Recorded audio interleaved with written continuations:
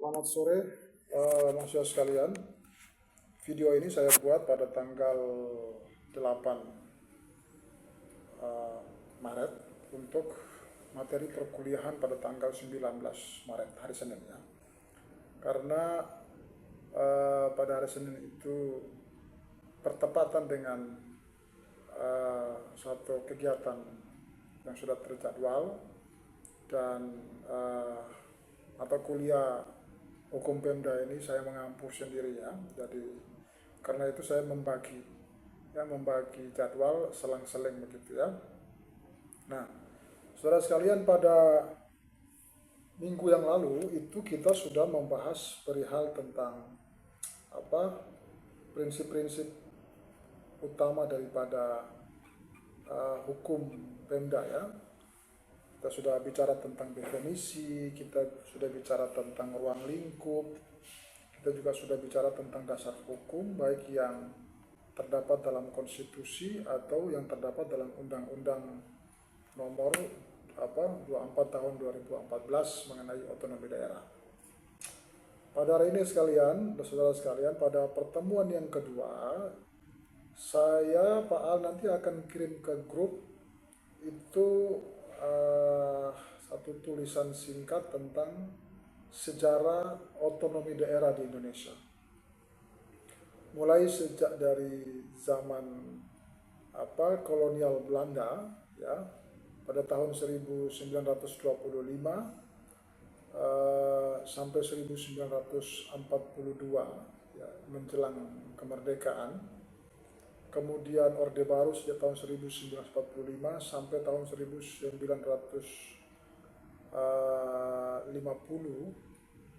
Orde Baru mengalami dua fase ya, karena bentuk negara kita pada zaman itu mengalami dua bentuk negara federal dan juga bentuk negara kesatuan ya. Semula merdeka dengan negara kesatuan, kemudian tahun 1949 hingga tahun 49 ke tahun 1950 itu Orde Baru mengalami satu Orde Lama mengalami bentuk negara federal. Kemudian masuk ke era Orde Baru di tahun 1965 hingga tahun 98 reformasi. Kita masuk di era reformasi dan sekarang kita masuk di era refleksi namanya. Nah, saudara sekalian, tulisan singkat tentang sejarah perkembangan otonomi daerah dari kolonial Belanda, Orde Lama, Orde Baru, dan reformasi dan sampai sekarang nanti akan dikirimkan kepada saudara di grup ya, sama di MS Team. Nah, video ini saudara dengar baik-baik dan saudara simak video Pak Al ini. Video ini dirancang oleh dosen, oleh Pak Al, berupa pertanyaan, yang pertanyaan itu sekaligus akan saya terangkan jawabannya, yang jawabannya itu memberikan satu materi reflektif bagi saudara untuk memahami alur sejarah hukum otonomi, alur sejarah otonomi daerah itu, sehingga pada akhirnya kita berkesimpulan tentang salah satu referensi mengenai hukum pemerintah daerah. Jadi saya akan mendesain ceramah ini atau perkuliahan ini dalam bentuk 5 pertanyaan. 5 pertanyaan ini jawabannya sekaligus kita akan uraikan, dan itu kalau nanti Anda menyimaknya dengan baik, lalu Anda tulis dalam logbook ya, agar menjadi satu catatan refleksi atas perjalanan sejarah pemerintahan daerah di Indonesia. Saudara sekalian,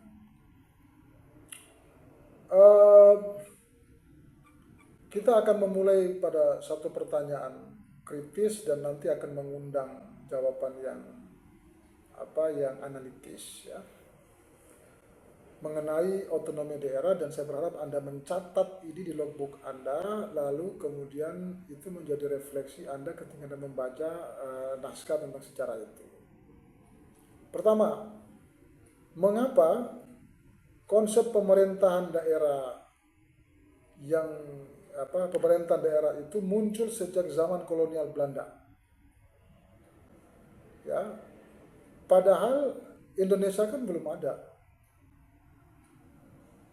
dan belum dapat disebut sebagai otonomi daerah, tapi kenapa itu masuk di dalam pembahasan kita itu ya. Di zaman Belanda tidak ada Indonesia, tidak ada kebijakan mengenai otonomi daerah, tetapi kenapa sejarah itu kita bawa menjadi kajian kita pada hari ini dalam hukum Pemda.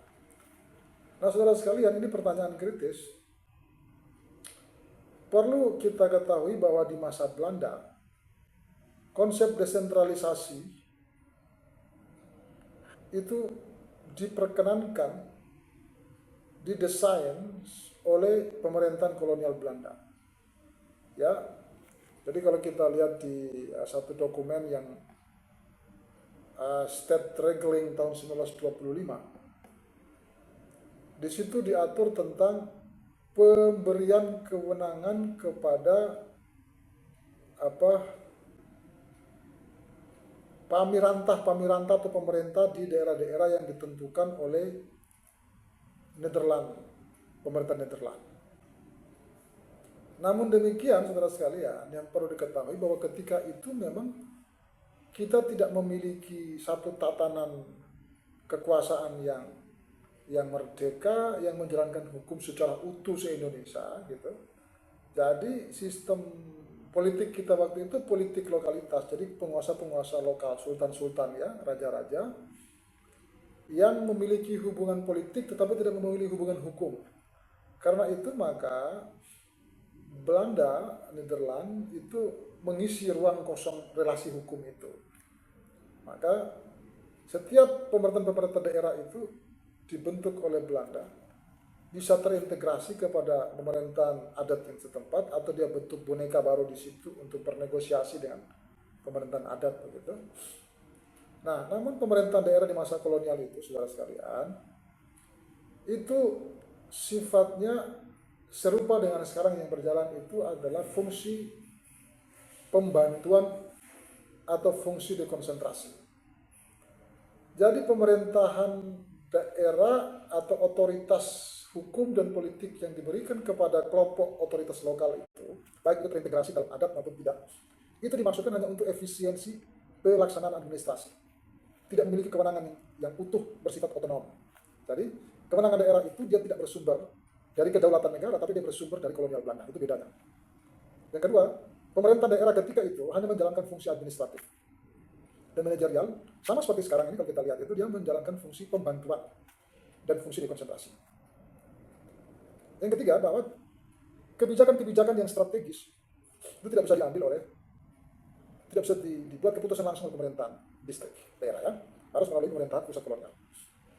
Dan kewenangan-kewenangan pemerintah otoritas daerah yang dimaksud melalui yang terintegrasi di adat atau yang tidak itu, ketika itu sewenang-wenang dapat diambil oleh pemegang otoritas di atasnya. Jadi tidak dianggap melanggar konstitusi ya. Sekarang kan kewenangan daerah itu diatur oleh konstitusi. Dulu nggak ada konstitusi, sehingga misalnya dikasih itu otoritas kepada Bupati Jepara misalnya ketika itu yang bapaknya si R.A. Kartini itu ya, sewaktu-waktu dapat diambil itu otoritas itu oleh pengageng yang di atasnya itu ya, di atasnya.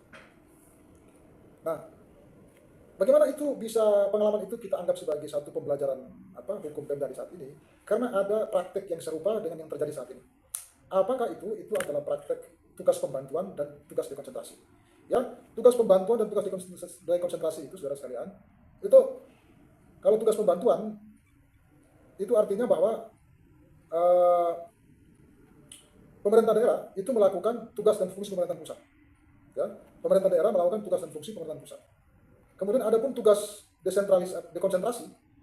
Tugas dekonsentrasi itu artinya pemerintah daerah melakukan satu aktivitas atau perbuatan, kegiatan yang merupakan bentuk kegiatan konsentrasi milik pemerintahan pusat. Ya, jadi kemiripan seperti begitu. Ya, konsep dekonsentrasi. Jika kita bandingkan praktik di kolonial dengan praktik yang sekarang itu, salah satu kemiripannya adalah tugas dekonsentrasi. Ciri khas dekonsentrasi itu kebijakan tetap milik pemerintah pusat. Daerah hanya melakukan kebijakan itu. Pengawasan dia bersifat hierarki, jadi pusat langsung mengawasi, tidak menggunakan sistem pengawasan lokal. Yang ketiga, yang keempat, biayanya berasal dari pusat. Nah, model dekonsentrasi di era ini itu berlaku serupa di zaman kolonial Belanda. Yang berikutnya yang memiliki keserupaan itu adalah tugas pembantuan. Tugas pembantuan itu dulu disebut sebagai Madedwin,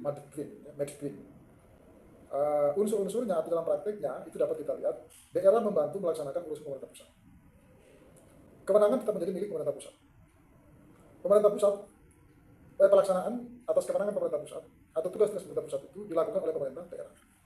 Kemudian biayanya bersumber dari pemerintah pusat. Nah, seperti apa sekarang? Seperti kesehatan dan seperti pendidikan gitu.